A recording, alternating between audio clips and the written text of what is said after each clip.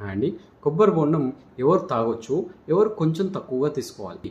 యాక్టివ్గా ఉండి జిమ్కి వెళ్ళి వర్కౌట్ చేసి చెమటలు కక్కే వాళ్ళలో ఎలక్ట్రోలైట్స్ లాస్ అవుతాయి, వాళ్ళు కొబ్బరి బొండం తాగొచ్చు. సెడెంటరీ లైఫ్ స్టైల్ ఉండి రోజుకు 3-4 కొబ్బరి బొండాలు తాగుతాను అంటే వాళ్ళలో సిట్రేట్ అక్యుములేట్ అయ్యి కిడ్నీలో స్టోన్స్ అవుతాయి.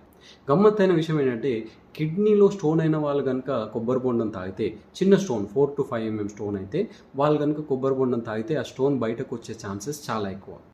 ఇంకో విషయం ఏంటంటే కిడ్నీ ప్రాబ్లం ఉన్న వాళ్ళు, సీకేడీ పేషెంట్స్, ఇలాంటి వాళ్ళు కొబ్బరి బొండం తక్కువగా తీసుకోవాలి, అసలు తీసుకోవద్దు. పొటాషియం అక్యుములేట్ అయ్యి హైపర్ కెలీమియా అయ్యే ఛాన్స్ ఉంటుంది.